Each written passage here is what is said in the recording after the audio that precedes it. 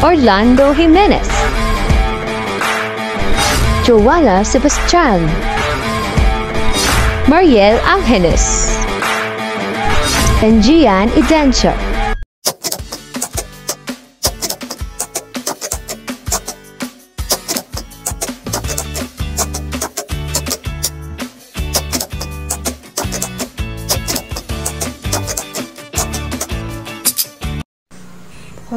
Malapit na naman na exam Sigurado nalulungkot ka na, no?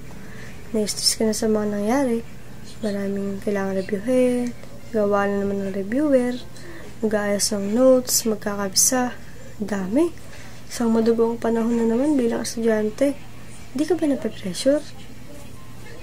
Siyempre naman. Sinong hindi mape-pressure kapag naisip mo marami kang gagawin?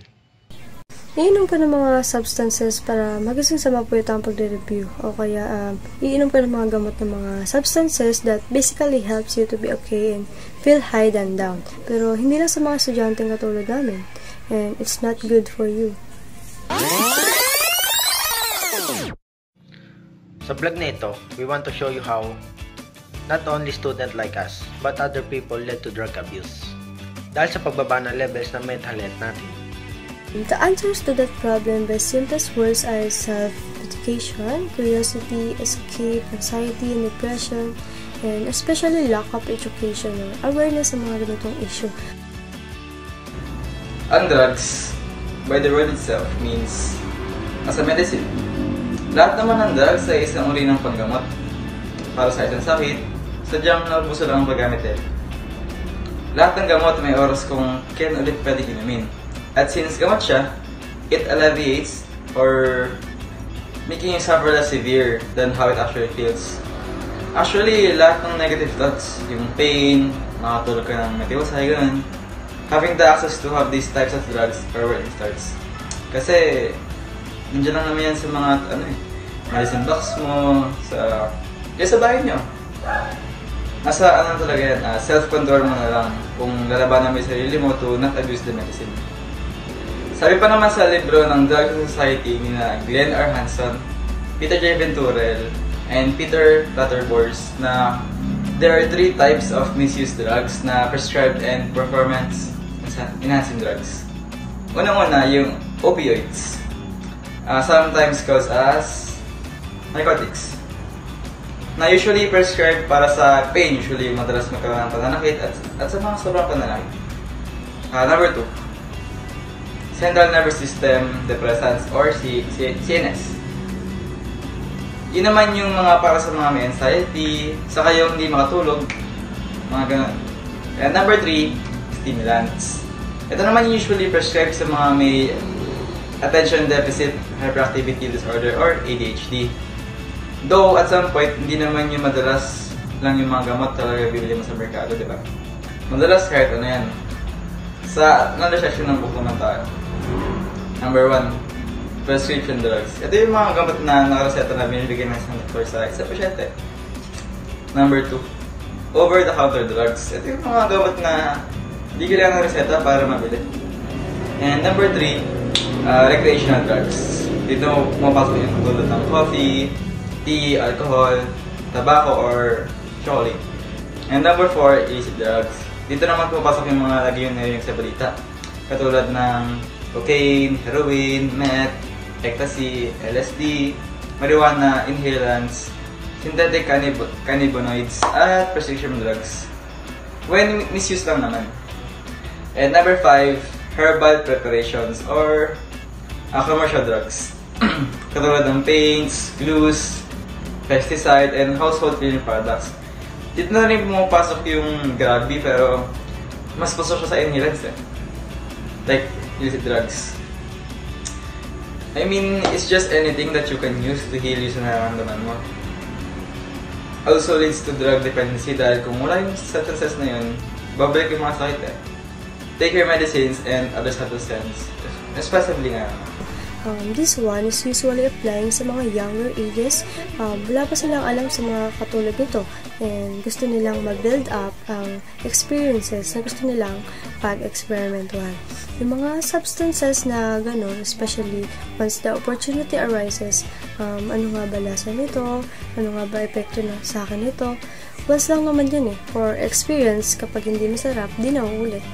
Hindi naman mali sa isang taong maging curious. Kasi at some point, hindi rin talaga alam, hindi rin talaga nila aware sa mga possible outcomes, sa mga things effective daw yung pananakot sa iba. Pero mas maganda pa rin na mas ma-introduce mo sila sa mga worth it na puntahan ng curiosity without drugs. Sa hirap mahalin ng mundong ito, marami sa atin naghahanap ng escape. Time out muna sa dami ng problema dating nandating. Yung bakit mas madalas pang dumating yung problema kaysa sa pera. Yung point of na tapos na. Tapos, may bago pa ulit yung lumadating. Nakaka-overwhelm yun. Kaya kailangan may pupuntahan ka, may inumin ka, para makalimot. And that's why at some point, napupunta ang marami sa atin sa drug abuse. Usually, ayun sa alcohol. Kasi, ayun kapag yung pupuntahan ka, inumin ka, diba? Sa small parties, salo-salo, gala. Kaya lang, sa sobrang hirap ng buhay, sana hindi ka mandamay ng ibang tao. Kasi sa sobrang pag-ignore mo sa reality, may drugs man o wala, nawawala ka sa sarili mo at katotohanan. So, mahirap naman kasi talagang mahalin ng mundo na to. Ay, gisagot eh. Kasi diba, ang daming nangyayari sa mundo, daming problema. Ganun. Tapos,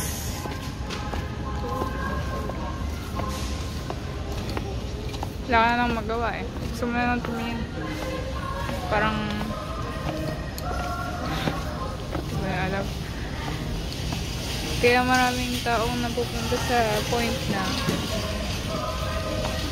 magta-try nung mga drugs. Ganun, diba? Drug fish ka na.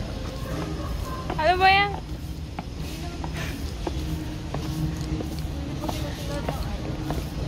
Ibutin lahat na iba din kasi yung nararamdaman nila syempre. Sobrang hirap nga na ng mundo na to. Mahirap mahalin ng buhay. Sa dami ng access ng information sa internet, there's still a possibility na hindi naman pumunta sa per page mo yung mga ganitong content eh. And not all talaga na nasa social media ay facts. Baka misinformation lang yan for the views and hindi para sa content. Hindi lahat ang marinig mo na salitang drugs ay sa addiction ka agad pupunta. Doon tayo sa mentality. Dahil puro na lang drug addict sa TV eh. Pero na lang magiging addict ka lang doon. I mean, hindi niya sinasabi yung mga part bakit nga sila napunta sa ganong depression. Yung mga nararamdaman nila. Parang kapag sinabi mo na lang na addict siya, ay ganun-ganun na lang sa gusto lang parang yung babalik sa mga drugs. Parang hindi addict ka lang sa dito. Marami pa rin ang hindi aware sa mga information. Maganda ang mga nilalagay nila yung mga ganito information sa school kasi yun yung mga primary sources natin eh. Though, kulang yung info kasi at some point, yung topic rin ng drugs ay malawak kaya yung katulad nung sa mga is basic infos lang. And yung ito yung totoo namin sa MCTV. Yung mga pa-seminars din about sa ganitong topic, mga basic na informations lang din yan. Para madaling makatunan ng lahat, maraming info sa internet, pero dapat mapanuri ka kasi di naman lahat yan na real. Iba ka naman ang may alam. Kaya kung alam mo or aware ka sa ganitong issue like drugs sa mga teens, especially students, you will share this type of knowledge. You will grant them wisdom. Para sa ganun man, di na lumala yung mga itong problema at alam nila yung magiging consequences nila. Independent ang isang tao dahil sa drugs na ito. Psychologically, lalo na may mga nararamdaman para maging okay sila, especially sa mga psychological na dapat hindi naman inumin, iniinom nila ng araw na yun na nag-lead sa abuse. Nasa pag-aabos ng mga drugs na ito na hindi na nila namamalaya na kahit legal drugs man, iniiba yung perception natin sa realidad. Sobrang nakaka-addict, Pwedeng sirain ng drugs yung mga social relationships with loved ones sa mga kaibigan na hindi naman gumagamit ng droga at syempre sa pamilya. Iba ang epekto ng pag-abuso ng drugs sa tao. Dahil pwede ka magpanakit ng tao na hindi mo nalalaman dahil ibang tao ka na rin. Lalo na yung domestic violence. Don't do drugs and don't abuse the use of drugs. Do what you are happy or just become happy without drugs.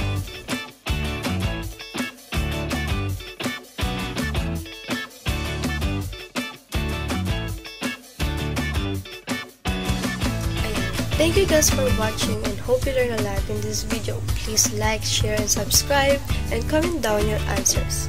Bye!